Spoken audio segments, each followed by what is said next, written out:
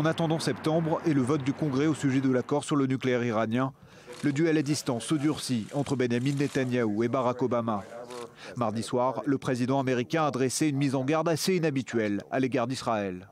Un rejet de l'accord serait destructeur pour Israël et les États-Unis. L'Iran nous tournerait le dos et pourrait nous déclarer une guerre sans merci. La République islamique mobiliserait alors le Hezbollah au Liban et vous verrez des roquettes tomber sur Tel Aviv. Des propos tenus à la Maison-Blanche en marge d'une rencontre avec des responsables de la communauté juive que Barack Obama essaie de convaincre de soutenir l'accord avec l'Iran. Et si le président démocrate qualifie son rejet éventuel d'erreur historique, sa tentative d'alarmer l'opinion publique israélienne n'a pas été bien perçue, y compris par ses partisans. La population israélienne est exposée à la menace des roquettes et des missiles. Elle doit y faire face chaque année ou tous les 2 ans. C'est pourquoi réduire le dossier iranien à la menace de roquettes sur Tel Aviv, c'est un manque de compréhension à l'égard de la société israélienne. Amiah Ayalon est l'ancien patron du Shabak. Il fait partie de ces anciens cadres de l'establishment sécuritaire israélien qui considèrent qu'un accord avec l'Iran, même sur 10 ou 15 ans, est la moins pire des options. Voilà pourquoi il s'oppose à l'ingérence de Benjamin Netanyahou sur la scène politique américaine. D'un côté, vous ne pouvez pas dire que les relations avec les États-Unis sont la pierre angulaire de la sécurité d'Israël, et de l'autre, attaquer le gouvernement américain et sa politique depuis des années dans le but de créer une division entre démocrates et républicains, entre les juifs pro-Obama et les juifs pro-républicains. Nous sommes en train de scier la branche sur laquelle nous sommes assis.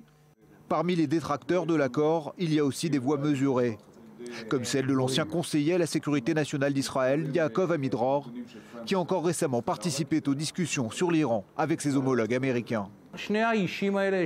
Obama et Netanyahou ont le droit le plus total, si ce n'est le devoir, de jouer leur partition. C'est pourquoi je déconseille de s'en prendre au président Obama parce qu'il défend l'accord qu'il a lui-même fait aboutir.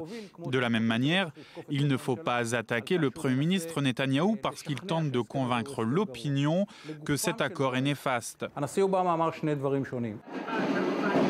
Mais l'alternative à un mauvais accord, c'est aussi une guerre avec l'Iran, où Israël sera en première ligne.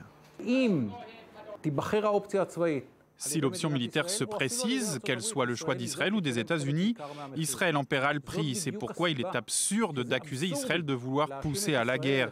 Nous ne voulons pas la guerre.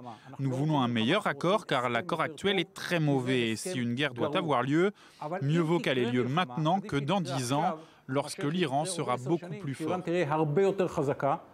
Un scénario du pire qui sublime les tensions diplomatiques israélo-américaines.